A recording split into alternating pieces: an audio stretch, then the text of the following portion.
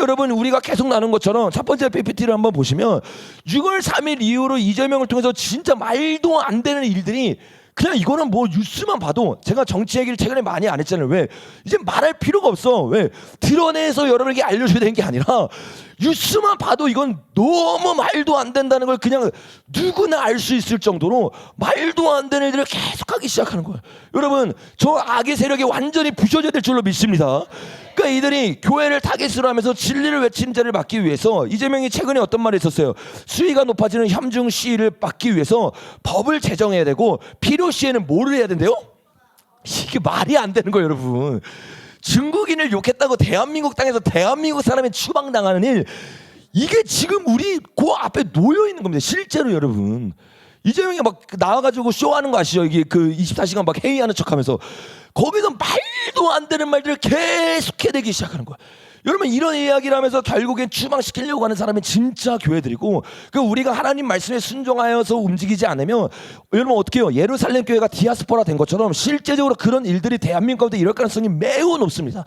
근데 그들이 그렇게 탄압을 하면서 결국에 우리의 입을 왜 막으려고 하느냐. 다음 장면 보니까 땡땡 유학생은 100% 잔재적 간첩. 이거 당연한 말 아니에요 여러분. 중국 유학생이 와서 불내기 시작하고 항공모함 찍기 시작하고 말도 안 되는 일하는 게 여러분 걸렸어요 안 걸렸어요? 여러 번 걸렸어요. 그러니까 당연히 미국에서도 트럼프가 유학생에 대해서 말한 것처럼 우리나라에서도 보수의 가치관을 가지고 있는 사람은 당연히 자유 대한민국에서 이 말을 할 수 있는데 요 말들을 하면 사람들이 깨어나니까 어떻게 해요? 보고 듣는 거를 못하게 만들려는 거야. 그 법 제정을 통해서 한마디로 말하면 보고 듣는 건 뭐예요? 믿음은 어디서 나요? 들으면서 나기 때문에 제대로 된 것을 믿고 제대로 된 것을 볼 수 있는 모든 길을 막기 위해서 그 일을 하고 있는 거야. 그래서 그걸 하기 위해서 대통령이 먼저 딱 말을 하니까 그 밑에 있는 하수인들이 다음 장에 보니까 짱깨, 쪽발이 같은 혐오 표현은 더는 안 된다. 윤우덕 이런 사람이 혐오 표현 규제법을 만들기 시작해. 그러니까 여기 계속 여기 성경에서 말하는데 율례를 빙자해서 재난을 계속 만들고 있는 거예요. 그 대한민국 사람이 빨갱이를 빨갱이라고 부를 수 있어요 없어요 여러분? 당연히 부를 수 있는 거예요. 왜? 우리나라는 자유가 있고 우리가 외칠 수 있는 이 자유를 이승만 대통령이 만들어줬잖아요. 그래서 저도 이렇게 마음껏 외칠 수 있는데 이제는 이런 설교하잖아요. 잡혀가는 거예요. 왜? 혐오 표현 규제법이 발의되고 이게 통과가 되면 여러분 이게 지금 대한민국의 상황이란 말이에요. 그러니까 요거에 대해서 법을 뭐 우리나라 기독교인 하면 여러분 아주 지독하잖아요. 그래서 이런 게 올라가면 다 연구하고 이거를 막 기사 내고 기고를 내잖아요. 다음 장면에 가니까 그거에 대해서 혐오 표현 규제법 뭐보다 위험하대요? 차별금지법보다 위험하다. 이거를 기독교인들이 연구하고 자세히 보기 시작하니까 너무 심각한 법인 거예요. 왜? 동성애뿐만 아니라 이렇게 우리처럼 북한이 잘못됐다, 중국이 잘못됐다, 그 세력들이 무너졌는데 말하면 너무나 범위가 강범위하니까 어떻게 해요? 이게 혐오 표현이 되는 거예요. 내가 영적으로 이 세력들이 무너져야 된다고 말하면 실제적으로 말한 것처럼 가정에서 어떻게 해요? 우리 채널이 날아가기 시작하고 입을 막기 시작하고 날아간 걸 넘어서 우리가 계속 나눈 것처럼 다른 법이 더 통과되고 나면 어떻게 해요? 가증금 최대 10억을 무는 거예요 여러분. 이게 지금 대한민국의 상황이 되고 있는 겁니다. 눈과 귀를 가리고 있는 거죠. 여러분 끝까지 우리가 기도해야 될 줄로 믿습니다. 근데 충격적인 것은 미가서의 말씀처럼 다음 장면에 보니까 이재명과 합쳐서 이 일을 하는 사람이 여러분 대표적인 사람이 누구예요? 요즘 뉴스 우리 유튜브 알고리즘에 가장 많이 나오는 이름이죠. 뭐예요? 정일련 장로예요. 장로. 장로라고 하는 자가 이 법에 가장 앞장서기 시작하는 거야. 그래서 이거를 통해서 어떻게 해요? 교회를 무너뜨리는 데 앞장서고 있어요. 여러분 이런 사람이 온누리교회 장로라고 하고 다니면서 수많은 사람 앞에서 어떻게 해요? 예배를 드리는 척, 교회를 위하는 척, 교회를 위해 법을 제정하는 척해요. 근데 그 법의 끝으로 가면 결국엔 교회를 죽이고 있는 거야. 예수님을 믿는다고 하는데 다음 장면에 보니까 어떻게 해요 여러분? 이재명 대통령이 최고래요 여러분. 아니 가치관이 성경적 가치관을 가지고 있는 자가 어떻게 이재명이 최고라고 말할 수 있어요? 근데 이런 사람이 장로예요. 이런 사람들에 대해서 징계하지 않아요. 이게 오늘날 한국교회 현실이 되었어요 여러분. 그러니까 어떻게 해요? 이런 사람들이 말씀으로 가르치는 못 받으니까 회개를 외치지 않고 제대로 된 진리가 뭔지를 가르치지 않고 우리의 비전과 우리가 어디로 나아가야 되는 방향을 가르치지 않으니까 내 삶에서 딴짓하는 거야. 내 삶에서 내가 원하는 대로 정치인이 되고 나면 표를 얻기 위해서 내가 하고 싶은 말을 하기 시작하는 거야. 근데 여러분 이런 정치인이 정일령 한 명입니까? 아니에요. 수도 없이 많은데 너무 충격적인 이 사람들이 다 대한민국에서 가장 유명한 교회 장로들이에요. 왜? 국회의원에 딱 오잖아요. 가장 먼저 초고속으로 뭐 시켜줘요? 승진시켜줘요. 장로 돼요. 우리 교회 장로가 국회의원이야. 그 명예신 가운데 신앙을 보지도 않고 회개를 시키지도 않고 주님 앞에 거듭남을 경험하지도 않았는데 장로가 딱 되어버린 거야. 온누리교회에 있는 이 장로뿐만 아니에요. 또 다른 장로 중에 한 명이 다음 장면에 넘겨보면 아주 유명한 사람이죠. 김화중 장로죠. 이 포도처치는 여러분이 아시는 것처럼 온누리교회에서 나온 교회입니다. 이 찬양하는 교회 있잖아요. 원유경 목사님. 근데 거기에 명예협동 장로로 있는 사람이 김화중 장로거든요. 이 장로님이 같이 나와서 포도처치를 같이 만든 거예요. 그래서 도와주고 보호하는 거죠. 다음 장면에 보니까 실제로 청년들이 많이 모이는데 여기서 설교도 하기 시작하는데 이 설교 제가 가져오진 않았지만 여기서 여러분 무슨 말을 하는지 아세요, 여러분? 김대중, 문재인, 이재명이 대통령 된 게 하나님의 은혜다. 우리가 이걸 본받아가지고 가는 청년들이 돼야 된다. 여러분 실제로 이 말이에요. 근데 여러분 이게 우발적인 내용이었을까요? 우발적인 내용이 아닙니다. 다음 장면 넘겨보면 이 김화중 장로가 아주 오래전부터 인터뷰한 내용들을 제가 다 찾아봤어요. 이렇게 말해요. 2011년도에요. 세계 한인 청년 선교 축제가 12월 27일부터 30일까지 뉴욕에서 열렸는데 거기에 주 강사 중 한 명이 김화중 장로였어요. 이 기자가 인터뷰를 합니다. 기자는 김화중 장로가 강의를 하기 전 사적으로 잠시 만났다. 조용하신 분이었다. 그런데 강대상에서는 사장과 같이 전하면서 너무 강의를 잘한대요. 근데 이 사람이 어떤 말을 하냐? 밑에 보니까 여러 이야기를 했지만 노무현 전 대통령에 대한 이야기가 노무현 전 대통령에 대한 이야기가 귀에 담겼다. 김 장관은 노무현 전 대통령이 하나님이 사랑하고 세우신 지도자라고 말했다. 교회 강의에 와서 교회에서 뭐라고 선포하냐? 노무현 대통령 하나님이 사랑하고 하나님이 세운 대통령이다. 그래서 우리가 기도해야 된다. 여러분 우리가 계속 노무현과 김대중에 대해서 나눴잖아요. 예수의 세력을 통해서 우리나라를 북한과 중국에 넘기려고 했던 1등 공신입니다. 근데 하나님을 믿고 하나님을 따른다고 말하는 장로가 수많은 사람 앞에 서서 내가 성공한 이유를 말하고 또 내가 섬기고 있는 대통령이 얼마나 하나님을 사랑하고 하나님을 위해 일하는 사람인지라고 착각되게 말하기 시작하면서 수많은 사람들을 2025년도부터가 아니에요. 2011년부터 계속 외치고 있었습니다. 그럼 온누리교회에 있는 사람은 원유경 목사는 이거 몰랐을까요? 당연히 알고 있는 거죠. 그 사상이 지금도 그대로 찬양이 문화잖아요. 문화를 통해서 청년들이 오잖아요. 그 청년들이 다 어떻게 해요? 사상교육을 당하고 있는 거예요. 잘못된 말을 듣고 있는 거예요. 김화중 장로는 아마 여기 있는 어른들은 대부분은 알 거예요. 왜냐하면 굉장히 유명했잖아요. 책을 많이 썼죠. 어떤 책을 썼죠? 하나님의 대사들이라는 책을 썼잖아요. 그걸 물론 제대로 안 읽어봤기 때문에 모르시겠지만 다음 장면에 넘기면 3권을 쳤는데 이 3권의 내용에 대해서 인터뷰를 합니다. 이렇게 말해요. 뭐라고 말하면 주중대사와 통일부 장관을 영임한 김화중 장로는 온누리교회 장로죠. 그의 자서전 간증에서 김대중, 노무현 두 전직 대통령 재임 당시 그들을 위해 기도하며 체험한 비하를 비롯해 장관 퇴임 후 그를 인도해 오신 하나님에 대한 세밀한 역사를 이 책에 담았어요.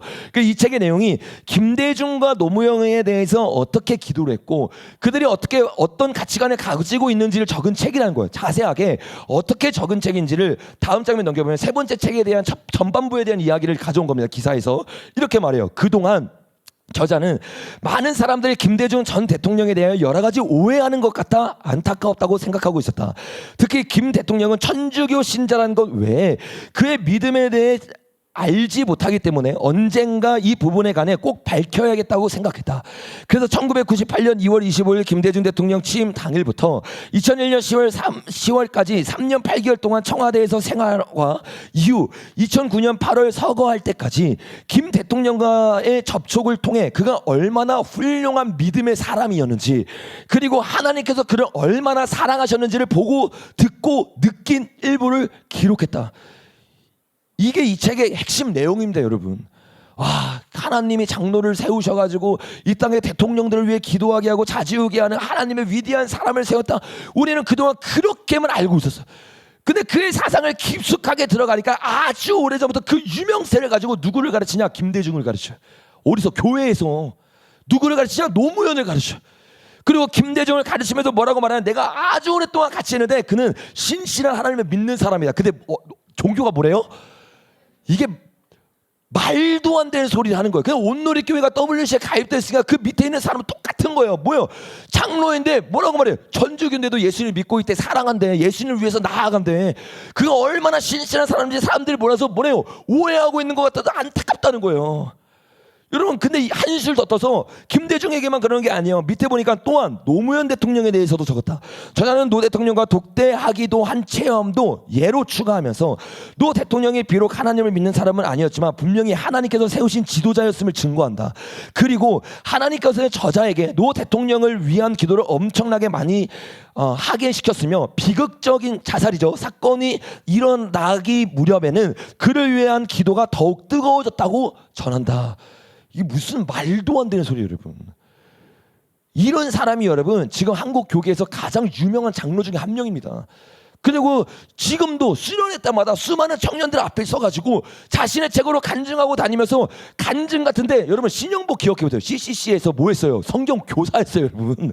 성경 교사가 성경을 가르치는 게 아니라 그 양의 탈을 쓰고 들어서 자신의 가치관을 집어넣었다고 자기가 고백하잖아요. 똑같은 일을 김화중이 하고 있었던 거예요, 여러분. 온누리교회가 보수라고 말하고 온누리교회가 WC를 반대한다고. 여러분 행함 없는 믿음은 가짜입니다. 진짜 온누리교회가 회개하고 나와야 될 줄로 믿습니다. 여러분 이런 사람은 더 나아가지고 뭐라고 그래? 이 책 저자 김화중은 하나님이 주신 사랑의 마음을 품고 대통령은 물론 그가 만든 중국의 고위 간부나 외교관들을 진심으로 사랑하며 중국의 고위 간부들을 내가 사랑하고 내가 했던 일들 이들을 주님이 얼마나 사랑한지 그런 부분들만 김대중, 노무현, 중국 그 얘기밖에 없어요, 여러분. 이게 하나님께 영광을 돌린다는 책의 가장 핵심적인 내용입니다, 여러분. 그 우리가 방금 봤던 것처럼 정치인이라고 말하면서 수많은 사람들이 복음 중심의 정치인이 아닌 거야. 자기가 원하는 가치관으로 나아가기 시작하니까 왜? 강례상에서 제대로 안 가르치니까 10대, 20대, 30대 때 주님을 만났다고 착각을 했는데 잘못된 가치관이 들어가니까 미혹을 당하기 시작해요. 그래서 수많은 장로라고 말하는 사람들이 다 잘못된 법을 제정하기 시작하고 잘못된 대통령을 섬기면서 하나님의 사람이라고 말하기 시작하는 거예요. 여러분 요 일을 하면서 김대중을 계속 강대상에서 찬양하고 가르치는 또 한 명의 인물이 있어요. 정치인이. 그 정치인이 어떤 말을 하는지 한번 들어보겠습니다. 김대중 대통령이 대통령 수칙이라는 걸 썼어요. 대통령이실 때. 맨 마지막 15번 나는 할 수 있다. 하나님께서 같이 계시다. DJ는 진심으로 하나님 믿었습니다. 자 여기 보니까 김대중이 진실로 하나님을 뭐 하는 사람이었대요? 종교가 뭐라고요? 천주교예요, 여러분. 지금 대한민국 강대상에서 여러분 장로라는 이런 유명직의 이름을 다 가지고 여기 세워줬더니 여기서 천주교에서 믿는 하나님이 진짜다 지금 그만하고 있는 거예요, 여러분. 15번 수축에 하나님을 위해서 믿는다고 이런 말이 있는 거 보지 않았냐? 이 사람 진짜 하나님의 사람이야. 우리도 이런 사람이 돼야 돼 라고 신길교회 청년부 컨퍼런스에서 사람들 앞에서 지금 그 얘기하고 있는 겁니다, 여러분. 이런 사람이 하나님의 복음의 먼저가 아니라 김대중의 사상의 먼저니까 자신의 삶에서는 복음이 드러나는 게 아니에요. 다음 장면 넘겨가니까 이 사람 때문에 지금 무비자로 누가 들어오고 있어요? 중국인 들어오고 있는 거예요. 그 우리가 봤던 그 장로들이 다 친중국이에요. 아니 어떻게 예수를 믿고 예수님을 따르는데 친중국이 돼요? 반중이 돼야지. 여러분 아멘이십니까? 반중이 아니라 친중이 되기 시작하면서 계속해서 그 다음 장면 넘겨보니까 총리로서 깽판 지적하자 반중 시위에 김민석 강력 조치 긴급히 하겠다. 긴급히 사람들 다 잡아가겠다는 거예요. 다음 장면 넘겨보니까 재료 중국인들 불안감 커지지 않게 반중 시위 필요시 강력하게 조치하라. 계속 말하기 시작하는 거예요. 여러분 이런 사람을요 강대상에 세우는 거예요. 왜? 매일 새벽에 나오고 예배드리고 주님을 찾고 주님 앞에 신실하게 올라서 주님이 세워준 뭐라는 거예요? 총리라는 거예요. 그래서 요셉 같은 총리가 됐기 때문에 그의 간증을 들어야 되는 거예요. 심지어 여러분 이거 다음 영상 보면 아시겠지만 이 사람은 신길교회 청년 부위원장이에요. 그러니까 청년들을 담당하고 있는 사람입니다. 그래놓고 신길교회가 무슨 공산주의가 아니고 잘못 말했고 무슨 좌파교회가 아니다. 여러분 말도 안 되는 헛소리 하는 겁니다. 여러분 매년 이 김민석이 와가지고 말들을 하는데 제가 한 컨퍼런스 영상을 잠깐 가져왔거든요. 시간 관계상 다 나눌 수 없고 1분 30초 정도 가져왔는데 그 1시간 동안에 그가 말하는 키워드들과 단어들을 제가 1분 만에 요약해 왔어요. 한번 들어보세요. 어떤 단어들을 말하는지. 딱 그 시절에 의 떨림 그리고 그러면서도 그 분단국을 넘어서 세계로 가고 싶은 그러한 마음 갈증 이거를 풀어내고 싶어서 민족과 세계라는 말에 대한 그런 갈증이 있었는데 그래서 저는 민족과 세계 연구소라는 것까지 만들어 봤거든요. 20대. 근데 그걸 딱 보는 우리 1층에 있는 자수화. 그 자수화를 보면 한번 내려가서 쉬는 시간에 읽어보세요. 거기 이렇게 써 있어요. 그 중에 박성철 장로님의 말씀을 직접 명시하지 않고 북한에서 사업을 한 장로님이, 제가 최근에 나온 영화 중에 길 위의 김대중이라는 영화도 있잖아요. DJ는 혹시 여러분이 공부를 하시면 칠세게 고생을 한 사람이에요. 떨어졌어요. 그래서 70이 돼서 대통령이 됐어요. 작년 연말 올 초 지금 극장가를 강타하고 있는 영화들이 다 뭔가를 담고 있잖아요. 서울에 보면 여러분이 경험해 본 시대는 아니지만 백범 김구 선생의 백범 일지가 있잖아요. 자, 보세요. 여러분, 제가 아주 짧게만 가져왔거든요. 1시간 동안 계속 저런 단어들만 나와요. 계속 어떤 이데올로기 단어들이죠.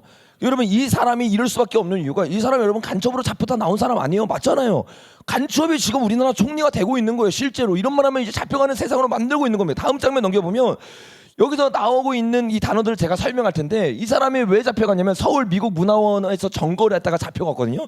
왜 점거를 했냐면 한웅경과 김민석은 1985년 5월 초에 강주 민주화 운동 발생 5주년을 계기로 강주 사건의 진상을 규명을 널리 알리고자 점거를 하기 시작한 거예요. 그러니까 강주 사건이 여러분 어떤 사건이에요? 5.18이 우리가 예수회가 만들고 문재인과 김대중을 통해서 일어난 사건인 걸 계속 나눴잖아요. 그거를 다시 한번 기억하고 알리고 헤게모니를 장악하기 위해서 미국의 문화원을 점거해서 농성을 하기 시작해요. 그러니까 아주 극단적인 사람입니다. 이 사람이 이런 극단적인 투쟁으로 결국엔 잡힙니다. 다음 장면 넘겨보니까 그래서 5년을 살고 나와요. 근데 5년을 살고 나와서 다음 장면 여기 보면 전 장면 88년 2월에 사면 조치로 풀려난 후에 고영구 변호사가 이사장으로 있는 민족과 세계연구소, 이게 아까 말했던 거 기억나죠? 민족과 세계연구소를 자기가 만들었다고 했잖아요.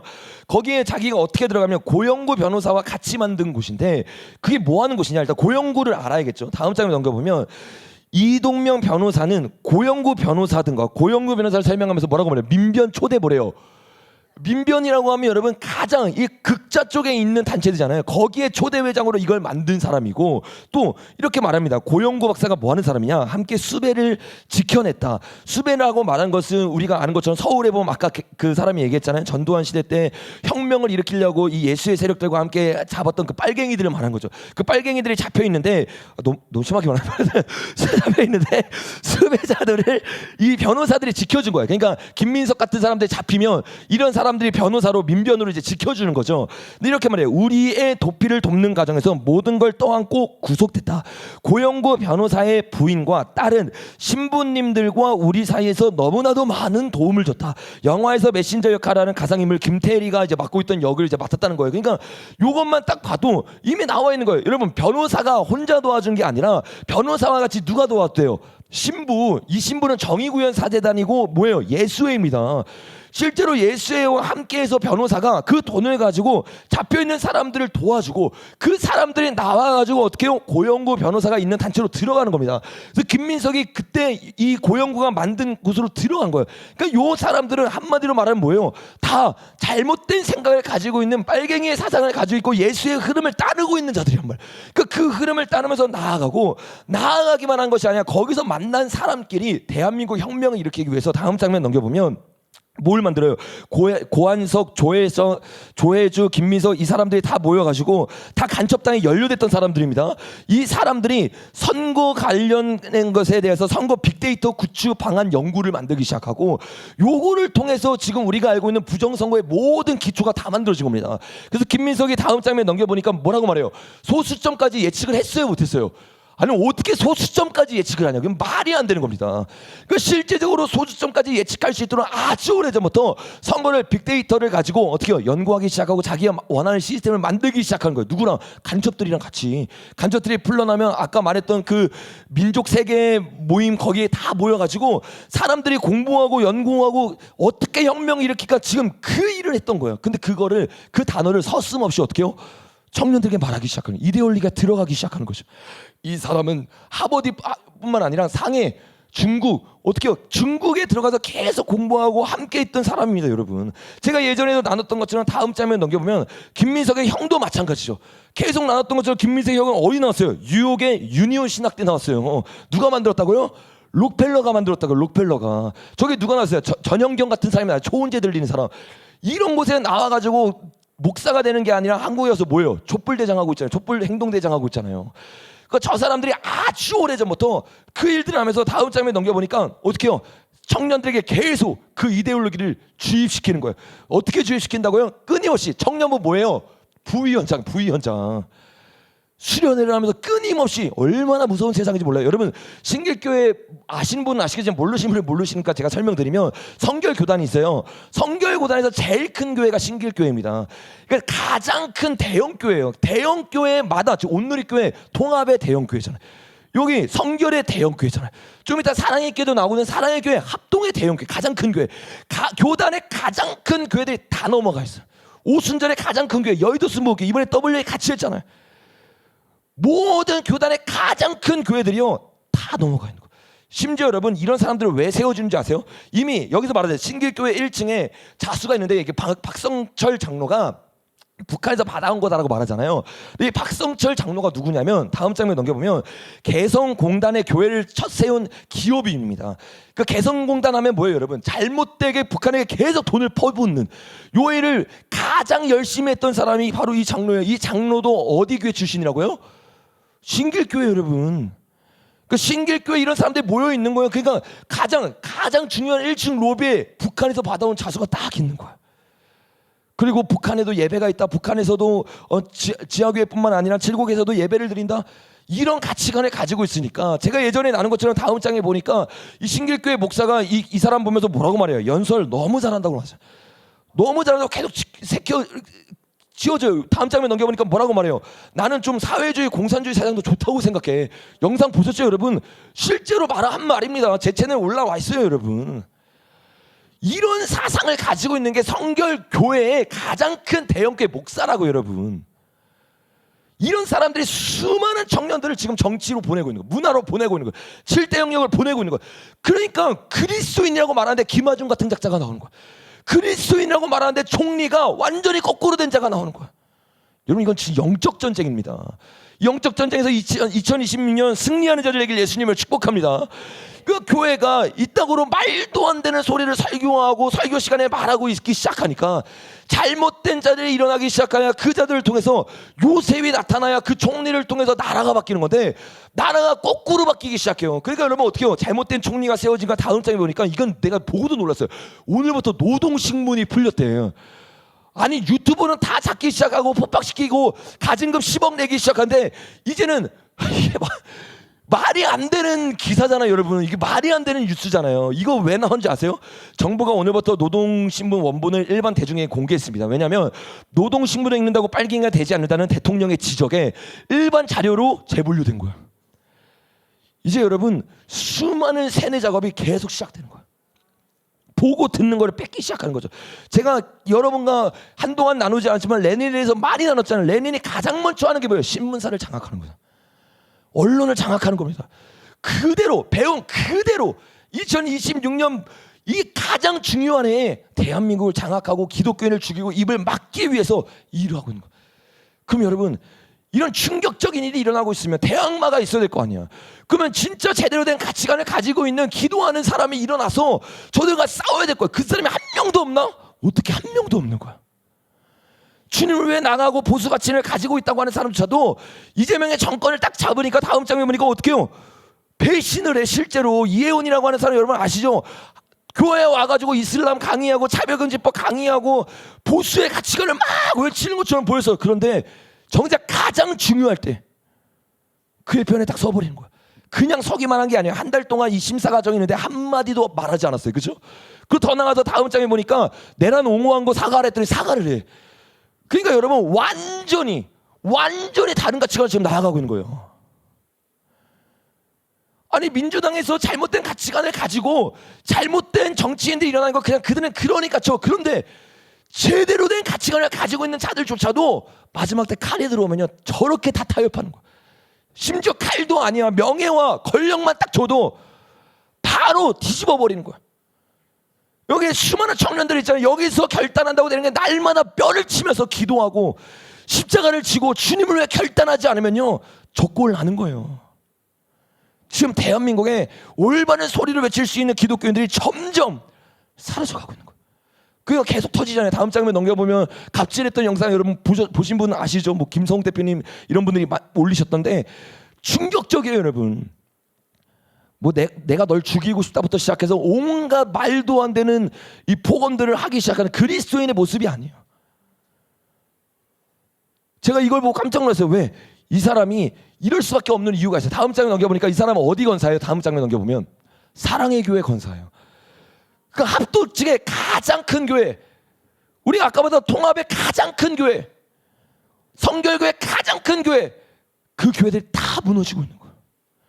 하나님은 얼마나 찢어지겠어요. 진짜 신부를 만들기 원하고 진짜 은총 입은 자를 만들기 원하고 타협하지 않는 신부들이 일어나길 주님이 간절히 찾고 있는 게 지금 이때인데, 그래도 예수님이 뭐라, 예수님 때에도 그게 간절하게 원해서 주님이 때를 계속 설명하잖아요. 근데 가장 중요한 때 중에 하나가 구속사적으로 지금 이때인데 다 잠들어 있는 거야. 다 잠들어 있는 거야. 이런 일이요, 강대상에서부터 제대로 된 말씀이 선포 안 됐기 때문에 그래요. 사랑의 교회에서 여러분 어떤 메시지가 선포된 줄 아세요? 들었던 분들이 있겠지만 잠깐 짧게 한번 들어봤으면 좋겠습니다. 우리는 이거 하나만으로도 얻을 것을 다 얻었다고 생각합니다. 두 영상이 활짝 웃으면서 서로 반기는 그 모습을 보면서 제 마음에 저 사람들은 하나님의 아들이구나 하는 생각을 했습니다. 틀림없이 그 순간 그들은 하나님의 아들이었습니다. 우리는 이거 하나만으로도 얻을 것은 이미 다 얻었다고 생각합니다. 두 정상이 활짝 웃으면서 서로 반기는 그 모습을 보면서 제 마음에 저 사람들은 하나님의 아들이구나 하는 생각을 했습니다. 틀림없이 그 순간 그들은 하나님의 아들이었습니다. 얼마나 충격적이에요. 하나님의 말씀을 전하고 칼과 같이 하나님의 진리를 전해야 되는 그 자리에서 말도 안 되게 성경을 인용해서 화평케 하는 자는 하나님의 아들이다라는 이게 본문이거든요. 그 본문을 가져와가지고 뭐라고 말하냐, 그 두 정상 김대중이랑 김정일이 만나는 것이 이 사람들이야말로 하나님의 아들이래요. 이게 가장 큰, 가장 명품교회라고 말하는 사랑의 교회 강대상에서 이런 말씀이 선포되는 거예요, 여러분. 제가 여러분에게 말했잖아요. 지금까지 나눴던 모든 장로들은 한국의 대표적으로 유명한 교회 장로들이에요. 하나님의 말씀이 안 들어가는 거죠. 하나님의 말씀과 상관없이 치리하기 시작하는 거죠. 사람을 세우기 시작하는 거죠. 여러분, 이 모든 일의 배후엔 뭐가 있어요? 태양신을 섬기는 거예요. 당연하죠. 왜? 강대상에서부터 WCC를 타협하니까, WA를 받아들이니까. 사랑의 교회, 또 여의도 순복음교회 다 뭐예요? 태양신을 섬기고 있잖아요. 주님을 예배하는 게 아니에요. 주님을 찬양하는 게 아니에요. 이 강대상에서 진리가 임해지니까 말씀을 듣는 성도들이 회개할 생각이 없는 거야. 나는 주님이 세운 사람이야. 나는 주님이 축복한 사람이야. 죄를 짓고 있고 그대로 살고 있고 성경과 반대되는 가치관으로 정치질을 하고 있는데, 그래 놓고서는 내가 잘 가고 있다 착각하는 거야. 여러분, 이런 사람들이 지금 대한민국에 와가지고 우리가 나눈 것처럼 율례를 빙자하고 재난을 꾸미는 일들을 하고 있는 거예요. 누구예요? 악한 재판장이라고. 여러분, 성경을 보세요. 94편 20절 다시 한번 읽어볼게요. 시작. 율례를 빙자하고 재난을 꾸미는 악한 재판장이 어찌 주와 어울릴까? 주님과 어울리지 않는다. 주님인 척하고 주님과 함께 있는 척하지만 이들의 실상 뭐냐? 율례를, 법을 빙자해서 재난을 꾸미고 있고 악한 재판장의 자리에 앉아 있는 거야. 이들이요, 이제 진짜 교회, 저와 여러분과 또 곳곳에 얼마나 많은 깨어있는 교회들이 있어요. 그 교회들을 잡고 죽이고 입을 막으려는 작업들을 지금 하고 있는 거야. 여러분, 그런 상황 가운데 저와 여러분의 세 번째 인과 네 번째 인을 잘 준비해서 그들을 이기는 자들 되길 예수님으로 축복합니다. 우리 다시 약속의 말씀을 읽어봤으면 좋겠어요. 91편 13절을 읽어보겠습니다. 시작. 내가 사자와 독사를 밟으며 젊은 사자와 뱀을 발로 누르리이다. 하나님이 이르시되 그가 나를 사랑한즉 내가 그를 건지시리라.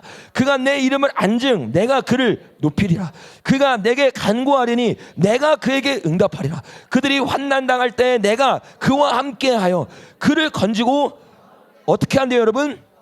영화롭게 하리라. 여러분, 이 영화롭게 하는 하나님의 옷을 입는 자들 되길 예수님을 축복합니다.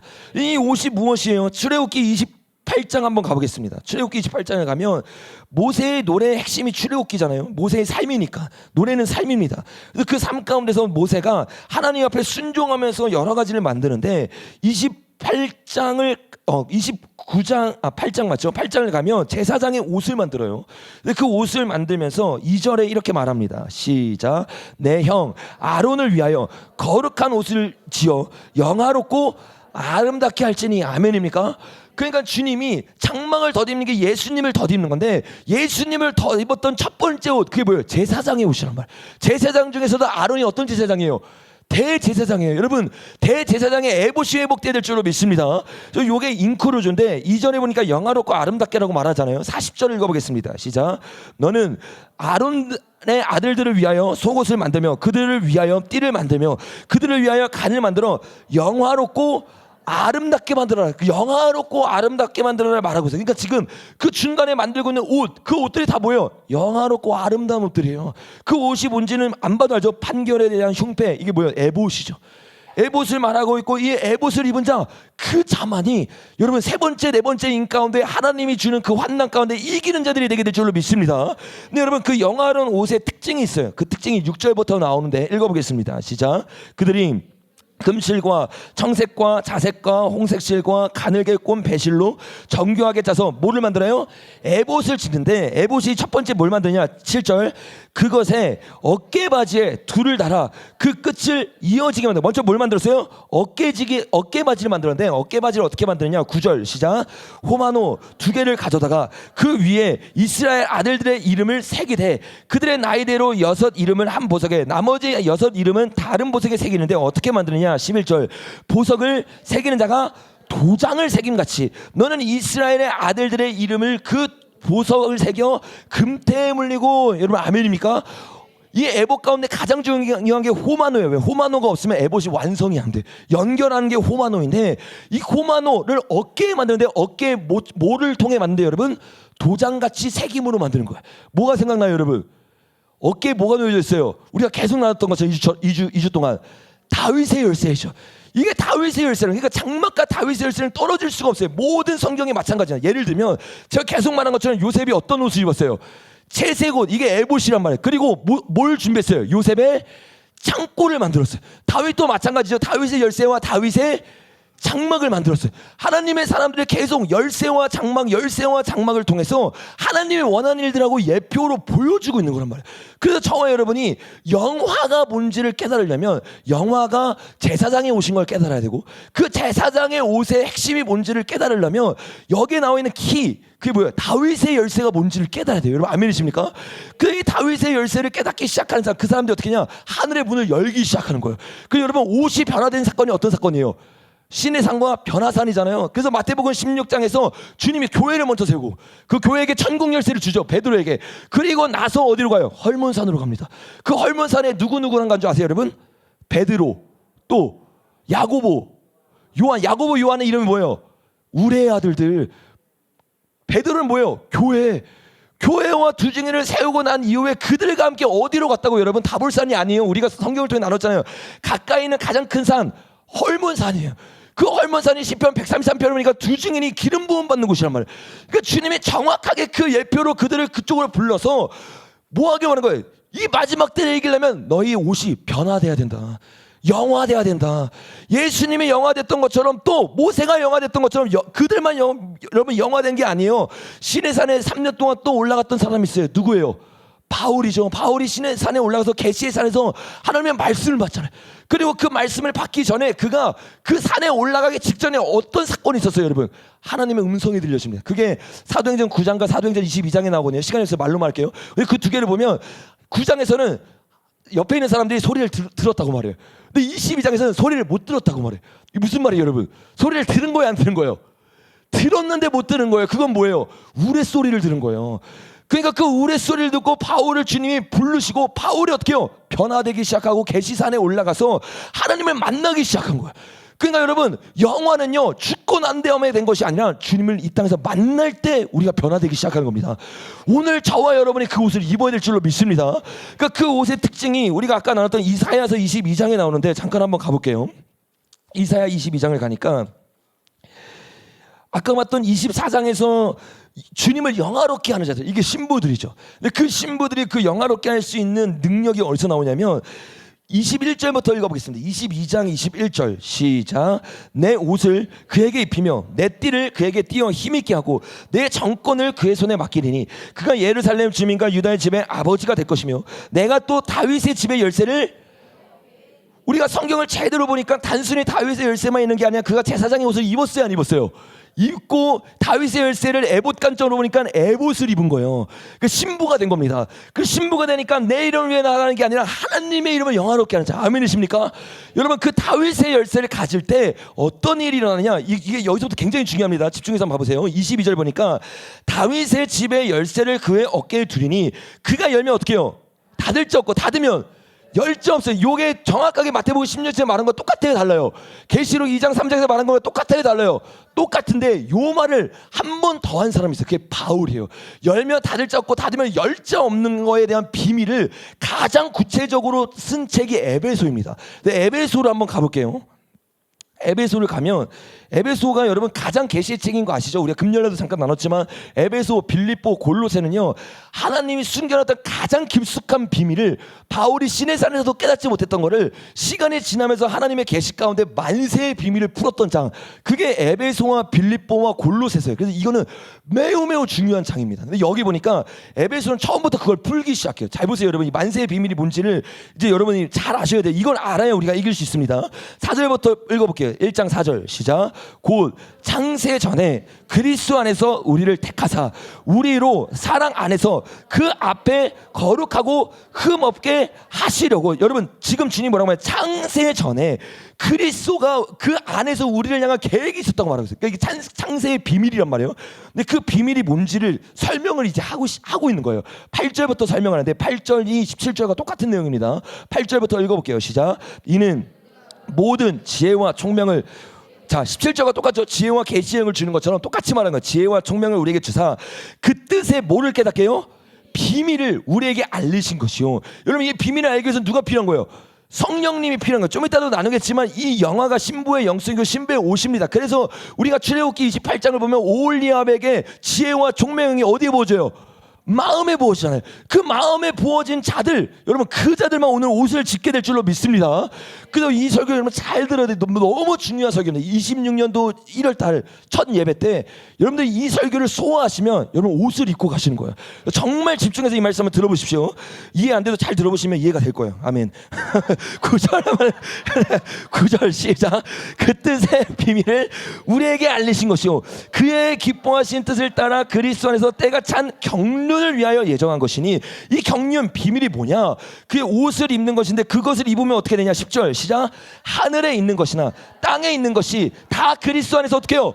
통일되게 하랴. 이게 다윗의 열쇠의 핵심이라면, 다윗의 열쇠를 얻으면 어떻게 하냐? 문이 열리고 베델 가운데 천사가 오르락내리락 해요, 안 해요? 그게 뭐냐? 단순히 열리는 게 아니라 하늘과 땅이 통일되기 시작하는 거예요. 그래서 하늘의 일이 이 땅 가운데 선포되기 시작하는 거예요. 그러니까 이 비밀을 깨달아야지만 우리가 이 땅에서 죽은 자로 살아가는 것이 아니라 열린 하늘문을 경험할 수 있는 거예요. 에베소에서 이 사역을 했던 바울이 고린도의 편지를 보면서 뭐라고 말했어요? 내가 열린 문을 경험했대요, 안 했대요?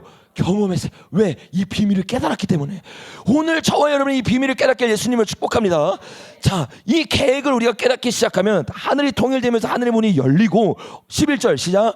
모든 일을 그의 뜻의 결정대로 일하시는 이의 계획에 따라 우리가 예정을 입어 그 안에서 뭐를 얻어요? 기업을 얻어요. 하늘과 땅이 분리되어 있을 때는 우리는 애굽의 종노릇 하는 자였어요. 근데 하늘과 땅이 연결됐어요. 그때부터 어떻게 했냐? 보아스의 기업을 부른 자가 누가 됐어요? 신부가 된 거야.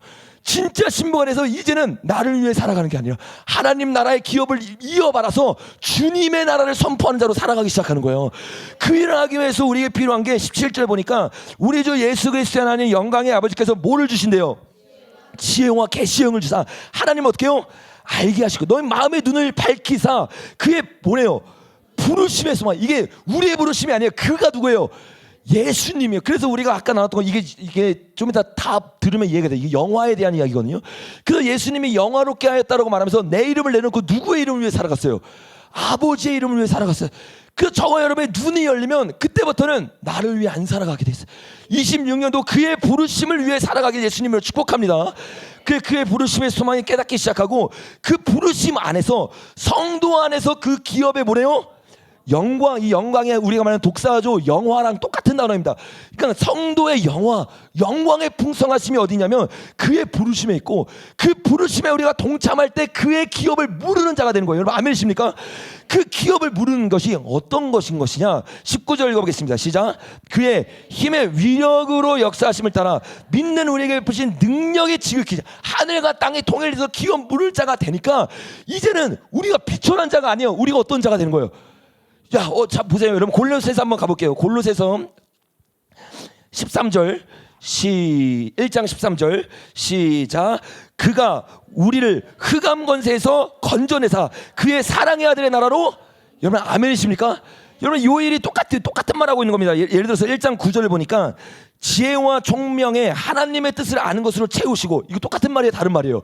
똑같은 말이에요. 골로새서와 빌립보서와 에베소는 동시에 쓴 책입니다, 여러분. 그러니까 이걸 비교해서 봐야지 더 자세하게 이해되는 거예요. 자, 다시 에베소로 넘어와 보면 그 능력을 가지고 우리가 이기게 하는데 어떻게 이기게 하느냐? 우리가 예전에는 사단의 종로로 타는 자였어요. 근데 지혜와 총명이 부어지기 시작하고 하늘과 나가 통일되기 시작하면서 우리가 어디로 옮겨진 거예요? 사랑의 아들의 나라로 옮겨진 거예요. 아멘입니까? 그러니까 여기 있다 저기 있다 하지 않고 천국이 어디 있어요? 우리 마음 가운데 있는 거, 이게 신부가 주는 그 하나된 만세의 비밀이에요. 여러분, 이 비밀을 소유한 자들에게 예수님을 축복합니다. 그러니까 이 비밀을 얻으니까 그 힘의 위력으로 말미암아 어떻게 되느냐? 20절 시작. 그의 능력이 누구 안에서 역사요? 이게 주님과 내가 하나 됐을 때만 역사가 된 거예요. 왜? 신부의 비밀이기 때문에. 그래서 에베소서에서 그 비밀이야 하면서 남자와 여자의 뭐라고 말해요? 하나됨을 말하잖아요. 똑같은 얘기를 하고 있는 거예요. 여러분, 신부가 하나 될 때 하나님의 능력이 보여지게 될 줄 믿습니다. 근데 그 능력이 뭐냐? 이게 중요해요. 20절부터 읽어보겠습니다. 시작. 그의 능력이 그리스도 안에서 역사하사 죽은 자들 가운데서 다시 살리시고 하늘에서 자기의 오른편에 앉히사 모든 통치와 권세와 능력과 주권과 이 세상뿐 아니라 오는 세상에 거는 모든 이름 위에 뛰어나게 하시고, 아멘입니까?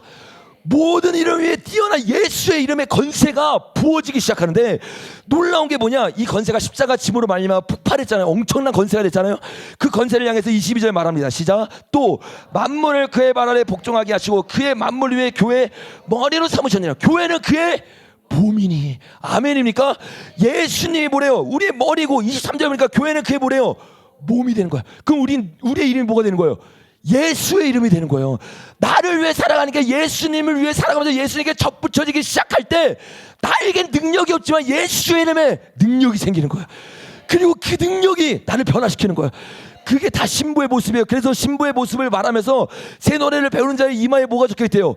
예수님의 이름. 머리가 누구라는 거예요? 예수님이고 우린 뭐라는 거예요? 몸이 된 거예요. 여러분, 우리가 몸 되기 시작할 때, 회개에서 머리에서 내려올 때 능력을 경험하게 됩니다. 이 1월 첫 예배 때 저와 여러분이 이 회개를 하기 시작하는 거예요. 내가 머리 되었던 삶, 이 비밀을 놓치고 분리되려고 했던 삶, 분리가 아닙니다. 연합되기 시작해야 돼요. 그래서 이 비밀을 깨달은 사람은 예수님이 가장 먼저 그 길을 걸으시죠. 그래서 예수님이 표적을 행하는데 하나님께 드는 것 외에는 표적을 행하지 않았다고 말하잖아요. 근데 그 표적이 뭐예요? 자기의 부르심이 아니에요. 자기를 증거하려고 하는 게 아니에요. 예수님 아버지의 이름을 드러내고 동시에 뭐 하려고 그래요? 표적이 7가지의 뜻이 뭐라고 했어요? 신부를 깨우는, 하나님의 부르심을 이루는 삶을 살아가는 거예요. 여러분, 이게요 모든 그리스도인들의 삶이었어요. 바울 보세요. 천막을 짓기만 한 게 아니에요. 데이빗 텐트를 짓죠. 근데 요거는 목회자들만 그러나 다윗도 마찬가지예요. 성전을 짓죠. 요셉도 마찬가지예요. 다니엘도 마찬가지예요. 그들이 어떤 위치에 있든지 그게 최우선이 아니라 주님이 나를 여기 부르신 이유, 에스더를 왕비로 세운 이유, 그거는 주님의 나라 때문인 거예요. 주님의 부르심 때문인 거예요. 그래서 그 부르심을 아는 사람은 그 부르심에 동참하고 그 부르심에 동참하면 예수님이 내 머리가 되기 때문에 능력과 기적이 나타나는 겁니다. 여러분이 이 마지막 때 승리할 수 있는 유일한 비결은 주님께 접붙여지는 거예요. 이 영광의 비밀 가운데 들어가기 예수님을 축복합니다. 교회가 이 영광의 비밀 가운데 들어가면 그때부터는 내 비전이 안 보여. 다구다구 하는 게 아니야. 나를 위해 기도하는 게 아니야. 2026년 되면서 신년 집회 시작하면서 주님 내 기도 들어주십시오, 이게 아니라 주님의 부르심이 보이기 시작하는 거야. 왜? 눈이 열리니까. 이 눈이 열려서 지금 이때 주님이 뭘 원하는지 알기 시작하니까 그들이 2장으로 넘어가니까 뭐예요? 에베소 2장으로 가니까 자, 15절부터 시작. 법조문으로 된 계명의 율법을 폐하셨으니 이는 둘로 자기 안에서 뭘 만들어요? 한 세 사람을 만들고. 이게 주님의 기업이고 부르심이라면. 그래서 21절 읽어볼게요. 시작. 그의 안에서 건물마다 서로 연결하여 주 안에서 뭐가 돼요? 성전 짓는 거. 이게 주님의 비전이고 이게 주님의 꿈인 거를 바울이 눈이 열려 보기 시작하는 거예요. 그래서 에베소 성도들에게, 왜? 에베소가 뭐예요? 이방인의 신부잖아요. 너네가 이걸 깨달아야 된다. 너네가 먼저 정신을 차리고 돌아와야 된다. 지금 그 메시지를 전하고 있는 거예요. 여러분, 이방인의 신부에는 오늘 우리에게 이 메시지가 들어가야 될 줄로 믿습니다. 그래서 요걸 말하면서, 야, 한 세 사람이 됐잖아. 이게 하나님의 부르심을 이루고 있는 거예요. 요한복음 보세요. 신부 혼인잔치 하죠. 그리고 어떻게 해요? 백부장 이방인을 깨우고 38년 된 병자, 이게 뭐예요? 유대인을 깨우고, 오병이요 남은 자들 불러서 주님이 어떻게 해요? 어디로 인도하세요? 물 위를 걷게 하는 거, 유리 바다 위로 올리셔서 소경을 어떻게 해요? 치유하시고, 나사로처럼 어떻게 해요? 부활한, 여러분 새로운 삶으로 들어가는 인생 되길 예수님으로 축복합니다. 이게 7 표적에 대한 이야기인데 요거를 그냥 그대로 하고 있는 거예요. 3장에 가니까 이제 이렇게 말해요. 3절 본격적으로 말하는 거죠. 2절부터 시작. 너희를 위하여 내게 주신 하나님의 그 은혜에, 자, 아까 1절에 비밀과 경륜을 갖췄던 거 기억나시죠? 비밀을 이야기하고 있는 거예요. 경륜을 너희가 들었더라. 3절 시작. 곧 내게 비밀을 알게 하신 것은 내가 먼저 간단히 기록한 것 같으니 그것을 읽으면 내가 그리스도의 비밀을 깨닫는 것을, 이 비밀을요 계시를 통해서 하나님의 음성 가운데 바울이 깨달은 거예요. 그래서 그거를 지금 우리에게 간단하게 적은 책이 에베소서라고 지금 이야기하면서 본론으로 들어가고 있는 겁니다. 에베소에 보니까 요게 다른 사람한테 먼저 들어가는 게 아니라 이방인에게 먼저 들어간대요. 자, 5절 읽어보겠습니다. 시작. 이제 내가 그의 거룩한 사도들과 선지자들에게 성령으로 나타내신 것 같이 다른 세대에서는 사람의 아들들에게는 알리지 아니하셨으니 이는 이방인들이 복음으로 말미암아 그리스도 예수 안에서 함께 상속자가 되고 함께 지체가 되고 함께 약속의, 지금 이 비밀이 풀리고 있는 거예요. 이 비밀이 하나님의 상속자가 기업 모를 자가 돼서 주님과 하나 돼서 하나님의 일을 나타내는 건데, 어떻게 나타내느냐? 9절 시작. 영원부터 만물을 창조하신 하나님 속에 감추었던 비밀의 경륜이 어떤 것을 드러내게 하셨어요. 이걸 이제 드러낼 거래요. 주님 어떻게 드러내느냐? 10절 시작. 이는 교회로 말미암아 하늘에 있는 통치자들과 권세들과 에게 하나님의 각종 지혜를, 자, 주님이 이 비밀을 누굴 통해 드러낸대요? 교회를 통해. 이 교회가 누구예요? 그리스도의 몸이 돼서 하늘과 땅이 통일된 교회. 그래서 이 땅 가운데 하나님 나라를 선포하면서 나의 일을 하는 것이 아니라 예수님이 이 땅에서 예수님이 원하는 일만 한 것처럼 진짜 교회를 통해서 하나님의 일들이 앞으로 선포되기 시작한다는 거예요. 여러분, 그 일이 이방인부터 시작될 줄 믿습니다. 그래서 그 일들이 시작되면서 각종 지혜를 누가 하느냐? 통치와 권세자들. 이들이 누구예요? 2장 2절을 보니까 세상 풍조를 따르고 공중에 어떤 자? 권세 잡은 자. 그들 앞에 진짜 신부들이 일어나서 하나님의 지혜를 보여주기 시작하는 거예요. 이게 3번째인가 4번째인가 전 3년 반 가운데 일어날 일입니다. 저와 여러분이 정말 이제는 내 가치관, 내 꿈, 내 모든 것 2020년 시작하면서 다 내려놓으십시오. 하나님을 위해 걸어가세요. 하나님을 위해 밥을 먹으세요. 하나님을 위해 비전을 선포하십시오. 하나님을 위해 최선을 다해 살아가십시오. 그 비전이 부어지기 시작할 때 여러분에게 주어진 70억 인구 중에 여러분만 할 수 있는 그 일을 주님이 알려주실 거예요. 그리고 그 일을 가지고 우리가 나아가기 시작하면서 이 교회들이 각종 통치자들을 이기는데 어떻게 이기느냐? 14절 시작. 이러므로 내가 하늘과 땅에 있는 각 족속에게 뭐를 줬어요? 이름을 주셨으니. 아멘이십니까? 이게 우리의 이름이에요? 예수님의 이름이에요? 예수님의 이름. 예수님의 이름이 우리에게 부어졌기 때문에 교회가 깨어나면 귀신이 떠나가게 되는 거예요. 예수님의 이름으로 선포하면 치유가 일어나기 시작하는 거예요. 예수의 이름으로 선포하면 중독이 끊어지기 시작하는 거예요. 왜? 우리가 예수님께 접붙여졌기 때문에, 예수님의 몸이 됐기 때문에 이 예수 이름의 복음을 믿을 때 능력이 움직이기 시작하는 겁니다. 여러분, 이 복음의 능력을 깨닫길 예수님을 축복합니다. 이 이름이 앞에, 아버지 앞에 모두가 무릎 꿇어. 16절 보니까 그의 영광의 풍성함을 따라 그의 성령으로 말미암아 너희 속사람을 능력으로 어떻게 해요? 강건하게 하시고. 아멘이십니까? 이 강건하게 된 신부를 주님이 성령의 기름을 물 붓듯이 부으셔서 4절에 보면 3절에 평안에 매는 때로 성령 안에서 하나로 만들고 그들 어떻게 해요? 세우시죠. 어떻게 세웁니까? 11절 시작. 그가 어떤 사람은 사도로, 어떤 사람은 선지자로, 어떤 사람은 복음 전환자로, 어떤 사람은 목사와 교사로 삼으셨으니 이는 성도를 온전하게 하여 봉사일을 하게 하시며 그리스도의 몸을 아멘. 그리스도의 몸은 신부를 말하는 거야. 그러니까 성령님이 임하기 시작하면서 하나 된 신부를 통해서 몸이 서로 연결되기 시작하고 그 연결된 몸을 통해서 일어나는 게 뭐냐? 우리 5장 읽어보겠습니다. 5장 27절 시작. 자기 앞에 영광스러운 뭘 세워요? 이게 영광이 무슨 단어라고요? 영화라는 단어예요. 영화스러운 교회 제사장의 옷을 입은 하늘과 땅을 통일시킨 진짜 신부들이 이젠 일어나야 되는 거예요. 그들이 일어나기 시작할 때 그들에게 어떤 일어나요? 6장 여러분 넘어가보세요. 6장 11절 시작. 마귀의 관계를 능히 대적하기 위하여 하나님의 뭐를 입어요? 이게 여러분 에봇입니다. 왜 에봇인 줄 아세요? 다윗이 전쟁 나갈 때마다 뭐를 가져오라 했어요? 에봇을 가져오라고 했어요. 왜? 에봇에 뭐가 있기 때문에? 승리의 비결이 있기 때문에. 그 에봇을 입기 시작하니까 어떻게 돼요?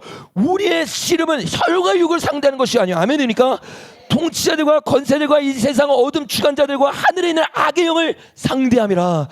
여러분 지금 대한민국에서 일어나고 이 모든 일 뒤에는 악한 영이 있는 거야. 그래서 저와 여러분이 단순히 분노로 싸우는 것이 아니라 2026년 에봇을 입어야 되는 거예요. 에봇을 회복해야 되는 것이에요. 이 에봇을 회복하기 시작할 때 저와 여러분 가운데 하나님이 새 오시는 완전히 일어나기 시작합니다. 그 골로새서 여러분 한번 가보세요. 골로새서에 가니까 금요일날 이건 나눴던 말씀이지만 26절 읽어보겠습니다. 1장 26절 시작. 이 비밀은 만세와 만대로부터 뭐 했던 거예요? 감추어진. 이게 여러분 예수님이 계속 밝히고자 한 거거든요. 여기 잠깐 꽂아놓고 마태복음 13장 한번 가보실래요? 마태복음 13장도 7 교회에 대한 말이죠. 그죠? 제가 여러분에게 여러 번 설교했죠. 근데 그 7 교회에 대해서 이야기하면서 예수님이 중간에 이런 말씀을 하세요. 34절 읽어보겠습니다. 마태복음 13장 34절 시작. 예수께서 이 모든 것을 무리에게 비유로 말씀하시고 비유가 아니면 아무것도 말씀하지 아니하셨으니 이는 선지자를 통하여 말씀하신 바 내가 입을 열어 비유로 말하고 창세부터 감추어진 것을 드러내리라. 아멘입니까? 예수님이 와서 전했던 천국복음은요 창세전부터 숨겨졌던 비밀인 거예요. 이 비밀을 깨달아야지만 교회가 진짜 교회 되는 거예요. 여러분 진짜 그런 복음을 깨닫게 예수님을 축복합니다. 자 골로새서 다시 넘어오면 그 비밀을 바울이 깨닫고 이방인에게 지금 골로새서, 에베소서, 빌립보서에 전하고 있는데 26절 그런 의미에서 읽어보겠습니다. 시작. 이 비밀은 만대로부터 감추어졌던 것인데 이제는 그의 성도들에게 나타났고 하나님이 그들로 하여금 이 비밀의 영광이 이방인 가운데 얼마나 풍성한지를 알게 하려 하심이라. 이 비밀은 너희 안에 계신 뭐래요 여러분? 그리스도시니 곧 영광의 소망이라. 여러분 그리스도가 이 비밀인데 더 중요한 게 28절 나옵니다. 시작. 우리가 그를 전파하여 각 사람을 권하고 모든 지혜로 각 사람을 가르치면 각 사람을 그리스도 안에서 어떤 자? 완전한 자. 우리가 나눴던 이 완전히 무슨 뜻이라고요? 신부라는 뜻. 신부. 여러분 신부를 주님이 그리스도 안에서 만들고 신부가 주님과 하나 되기 시작하고 주님을 머리로 삼기 시작할 때 그를 통해 세상이 바뀌기 시작하는 겁니다. 여러분 이런 일들이 일어나길 예수님을 축복합니다. 신부가 그리스도 안에 하나 되는 걸 이거를 2장에서 이렇게 설명을 해요. 2장 2절 읽어보겠습니다. 시작. 이는 마음의 위안을 받고 사랑 안에서 뭐예요? 연합하여 확실한 이의 모든 풍성함과 하나님의 비밀인 그리스도를 깨닫게 하리라. 마음으로 예수님과 연합되는 거 이게 뭔지 아세요? 다윗의 열쇠. 하나님과 연결된 거. 왜? 다윗 이새의 아들 다윗은 내 마음에 뭐한 자래요? 합한 자. 나의 모든 마음을 내려놓고 주님과 마음이 합해지기 시작해서 주님과 통일되기 시작할 때 주님이 그를 통해 새로운 일을 행하기 시작하는 겁니다. 여러분 이 일을 저와 여러분이 경험하는 자들 되길 예수님으로 축복합니다. 그럼 이 일을 어떻게 경험하느냐? 자 우리 빌립보서 한번 가보겠습니다. 우리 피아노 좀 나와주시면 감사하겠습니다. 빌립보서 2장을 가니까 더 구체적으로 이 비밀이 뭔지를 설명해요. 9절부터 읽어보겠습니다. 시작. 이러므로 하나님이 그를 지극히 높여 모든 이름 위에 뛰어난 이름을 주사 하늘에 있는 자들과 땅에 있는 자들과 땅 아래에 있는 자들이 모든 무릎을 예수의 이름에 꿇게 하시고 모든 입으로 예수 그리스도를 주나 시인하여 하나님 아버지께 영화를 돌리게 하리라. 우리가 어떻게 하나님의 이름에 영화를 돌릴 수 있느냐? 우리가 하나님의 예수님의 이름에 접붙인 그리스도의 몸이 되기 시작하는 거예요. 여러분 그리스도의 몸이 어떻게 된다고 말하고 있어요? 7절부터 보니까 오히려 자기를 비워 내가 드러나는 게 아니에요. 이게 우리가 요한복음 12장과 17장에서 나눴던 내용들을 한 한마디로 정의한 거야. 내가 없는 거예요. 내가 완전히 사라진 거예요. 종의 형체를 가지사 사람들과 같이 되셨고 사람의 모양으로 나타나서 자기를 낮추시고 죽기까지 복종하셨어요. 영화에서 영화로, 영광에서 영광으로 한 거예요. 이걸 여러분 고린도전서 3장에서 똑같이 말합니다. 한번 가볼까요? 고린도전서 후서죠. 후서 3장.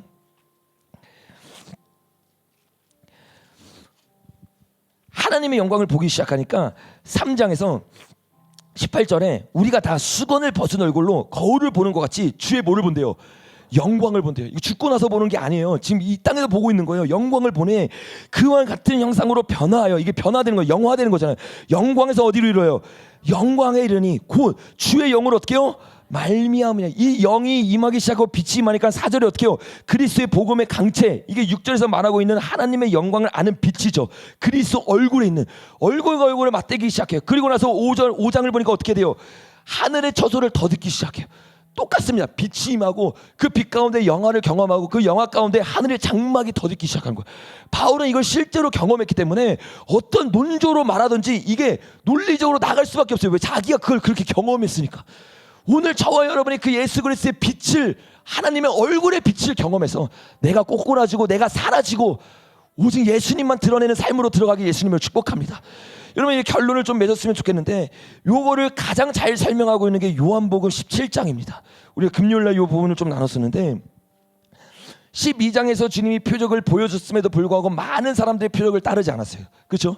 반대로 17장에서는 하나님의 그 표적을 보고 따르는 자들이 있어요. 그래서 그 자들에게 주님이 이렇게 이야기하십니다. 자, 우리 8절부터 한번 읽어보겠습니다. 시작. 나는 아버지께서 내게 주신 말씀들을 그들에게 주었사오며 그들은 이것을 받고 내가 아버지로부터 나온 줄을 참으로 아오며 아버지께서 나를 보내신 줄도 믿었사옵니다. 하나님의 표적을 보고 깨닫기 시작하고 자기 십자가를 지고 주님을 따르면서 내 부르심이 아니라 예수님의 부르심에 동참한 자들이 나오기 시작하는 거야. 그들을 향해서 주님이 9절에 보니까 내가 빌고 기도하는데 이거는 세상을 위한 것이 아니라 내게 주신 자들, 택함 받은 신부들을 말하는 거죠. 그 신부들은 아버지의 것인데 주님이 그들을 지키는 방법이 무엇인지를 설명해요. 11절부터 읽어보겠습니다. 시작. 나는 세상에 더 있지 아니하노나 그들은 세상에 있사옵고 나는 아버지께 가옵나니 거룩하신 아버지여 내게 주신 아버지의 이름으로 그들을 보존하사 우리와 같이 그들도 하나 되게 하옵소서. 내가 그들과 함께 있을 때 내게 주신 아버지의 이름으로 그들을 어떻게 보존하고 지켰대요? 아버지의 이름으로. 이제 내가 떠난대요. 그러나 내가 떠나도 오시는 분이 있어요. 그분이 누구예요? 성령님이. 여러분 14장 한번 가보실래요? 14장에 가면 13절에 이렇게 말합니다. 12절부터 14장 12절 시작. 내가 진실로 진실로 너에게 이르노니 나를 믿는 자는 내가 하는 일도 그도 할 것이요 또한 그보다 큰 일도 하리니 이는 내가 아버지께로 감이라. 너희가 내 이름으로 무엇이든지 구하든지 내가 행하리니 이는 아버지로 하여금 아들로 말미암아 영광을 받으시게 하려 함이라. 내 이름으로 무엇이든지 내게 구하면 내가 행하리라. 어떻게 행하신대요 여러분? 26절 시작. 보혜사 곧 아버지께서 내 이름으로 보내실 성령 그가 너에게 모든 것을 가르치고 내가 너에게 말한 모든 것을. 아멘입니까? 성령님을 통해서 우리가 예수님께 접붙여지고 그 예수의 이름으로 주님이 우리를 지켜주기 시작하는 거예요. 그래서 17장으로 다시 한번 넘어보면 이렇게 말합니다. 17장 15절 읽어보겠습니다. 시작. 내가 비옵는 것은 그들을 세상에서 데려가기 위함이 아니요 다만 악에 빠지지 않게 뭐하기 위해요? 보존하기 위함이라. 12절에 보존을 어떻게 한대요? 내게 주신 아버지의 이름으로 그들을 보존하게 하시고. 아멘입니까? 여러분, 저와 여러분이 이 예수님의 이름을 접붙여질 때 어떠한 전염병과 환난이 올지라도 주님이 저와 여러분을 지켜주실 줄로 믿습니다. 여러분, 이 하나님의 이름을 얻기 위해서는 우리가 접붙임 바 돼야 되거든요. 그래서 예수님이 이렇게 기도해요. 20절을 보니까 내가 비옵는 것은 이 사람만 위함이 아니요 또 그들의 말로 말미암아 나를 믿는 우리들이죠를 위함이라. 아버지요, 아버지께서 내 안에 내가 아버지 안에 있는 것 같이 그들도 다 뭐래요? 하나 돼. 이게 요한일서에서 말하는 영원한 사귐이에요. 주님의 그 사귐 안에 들어가서 신부가 되는 거죠. 우리 안에 있게 하사 세상으로 아버지께서 나를 보내신 것을 믿게 하옵소서. 내게 주신 영광을 내가 그들에게 뭐 했대요? 주었으니. 여러분, 예수님이 가지고 있던 영광을 이제 우리에게 주었어요. 예수님의 이름 안에서. 근데 원래 아버지가 갖고 있던 영광이잖아요. 근데 그 영광이 어떻게 예수님께 주어지고 그게 우리에게 주어지느냐?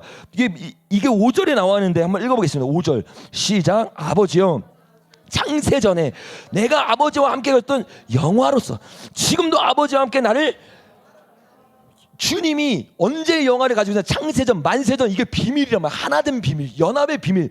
근데 그 연합된 비밀 가운데 있었는데 지금은 그 영화가 없잖아요. 그래서 뭐라고요? 그때 그 영화를 내게 주옵소서. 근데 그렇게 합당하게 구할 수 있는 이유가 있어요. 그게 뭐냐? 4절 읽어보겠습니다. 시작. 아버지께서 내게 하라고 주신 일을 내가 이루어 아버지를 이 세상에서, 주님을 영화롭게 하니까 이제 주님이 나를 영화롭게 할 수 있는 거예요. 그래서 우리가 보았던 것처럼 신부들이 먼저 주의 이름을 영화롭게 하니까 계시록 15장에서 그 노랫소리를 듣고 주님이 그들을 찾으러 오시잖아요. 여러분, 주님의 이름을 영화롭게 한다는 것은 무엇을 말하는 겁니까? 6절 읽어보겠습니다. 시작. 세상 중에서 내게 주신 사람들에게 내가 아버지의 이름을 나타내었나이다. 그들은 아버지의 것이었는데 내게 주셨으며 그들은 아버지의 말씀을, 여러분, 아버지의 길을 영화롭게 했다는 게 무슨 말이야? 아버지의 이름을 드러냈다는 거예요. 내가 완전히 사라지고 아버지를 드러내는 건 그게 영화로 들어가는 삶이에요. 그 영화로 들어가기 시작할 때 주님이 우리를 이끌기 시작하는 겁니다. 여러분, 이 마지막 때 저와 여러분이 그 영화로 들어가기 원하는 진짜 신부 되길 예수님으로 축복합니다. 여러분, 그 신부들은 이 비밀을 알았기 때문에 복음을 전할 때, 시간 관계상 제가 말로만 할게요. 사도행전에 보면 뭐라고 말하는 줄 아세요? 예수의 이름의 복음을 가르쳤다고 해요. 예수의 이름을 가르쳤다고요. 왜? 이 이름 앞에 우리가 무릎 꿇지 않으면 그 능력을 경험할 수 없어요. 진짜 그리스도인 될 수 없어요. 그래서 사도 바울과 수많은 선지자들은 항상 너의 이름을 위해 살아갈 거냐, 사람의 영광을 위해 살아갈 거냐, 아니면 주님을 위해 살아갈 거냐. 여러분, 사도행전에 전했던 복음이 오늘 우리 교회에 회복돼야 될 줄로 믿습니다. 그래서 내 이름을 내려놓고 오직 주의 이름을 위해 나아가는 자들 되길 예수님을 축복합니다. 여러분, 이런 삶을 살아가기 위해서 제자들이 바둥바둥 됐는데요, 쉬워요, 어려워요? 여러분, 너무 어려운 거야. 25년 노래 됐는데 내 삶을 바뀌지 않는 것 같고 내 삶이 주님 앞에 영화로운 삶으로 못 나아가는 것 같은 거예요. 그게 요한복음의 결론이에요. 여러분 아세요? 요한복음 21장을 가면요, 이 결론이에요. 예수께서 바다로 가잖아요. 근데 그 바다에 베드로가 있는 게 아니에요. 자세히 보세요. 2절에 보니까 시몬 베드로 1명, 디도라는 도마 2명, 갈릴리 가나 사람 나다니엘 3명, 세베대의 아들들 1명, 2명, 또 다른 제자 1명, 2명, 7명이에요. 이 7명 가운데 베드로가 있고 두 증인의 예표인 야고보와 요한이 있어요. 이들이 다 모였는데 하나님 앞에 영화로운 삶을 살아야 되는데 내 힘으로 이게 안 되는 거야. 그래서 이들이 어떻게 하는 줄 아세요? 시몬 베드로가 나는 물고기 잡으러 가노라 하니 그들이 우리도 함께 가겠나이다 하고 배에 올라가기 시작해. 주님을 떠나죠. 주님의 영광을 위해, 주의 부르심을 위해 살아가고 싶은데 그게 너무 안 되니까 다 포기한 거야. 난 안 된다. 왜? 마음 가운데 주님을 사랑하는 마음이 있는데 3번이나 주님을 부인하고 주님을 떠났던 여인들만 남아있게 했던 그 제자들의 마음이 너무 힘든 거야. 그들이 주님을 떠납니다. 근데 예수님이 아시죠? 부활하시자마자 그들을 찾아가요. 그들을 부릅니다. 그리고 그들을 먹이십니다. 그리고 베드로가, 요한이 예수님 걸 먼저 깨닫고 예수님이라는 걸 말하니까 바다로 뛰어들어서 가기 시작하는 거예요. 그리고 그 예수님이 베드로에게 3번 물어보세요. 너가 나를 사랑하느냐? 주님은 신분을 부르고 있는 거야. 너가 나를 사랑하느냐? 너가 나를 사랑하느냐? 그랬더니 베드로가 대답하면 주님이 아십니다. 그리고 나서 주님이 이 교회된 예표인 베드로에게 말하는 거야. 너가 젊었을 때는 자유롭게 걸어다닐 것이지만 너가 늙어서는 너의 손이 자유롭지 않을 거다. 이게 바울의, 베드로의 마지막을 말한 것도 맞지만 교회의 마지막을 말하는 거야. 그래서 교회의 마지막이었던 두 증인과 첫 열매들이 어떻게 해요? 십자가 가운데 내 모든 걸 내려두는 신부의 완성을 하기 시작하는 거야. 여러분, 이 마지막 때 요한복음이 우리에게 주고 있는 메시지는 우리의 힘으로 할 수 없어서 낙심하고 있는 우리들에게 신랑 되신 분이 찾아와 위로하는 하나님의 메시지일 줄로 믿습니다. 너를 사랑한다는 주님의 그 정체성을 회복하는 메시지일 줄로 믿습니다. 그 메시지를 들었을 때 이 험한 상황 가운데서도 베드로가 뚫고 나아간 것처럼 이 마지막 때 진짜 신부들이 주의 음성을 통해 일어나게 될 줄로 믿습니다. 그래서 이 시간 우리 다 같이 일어나서 주님 앞에 그 음성을 한번 구했으면 좋겠어요.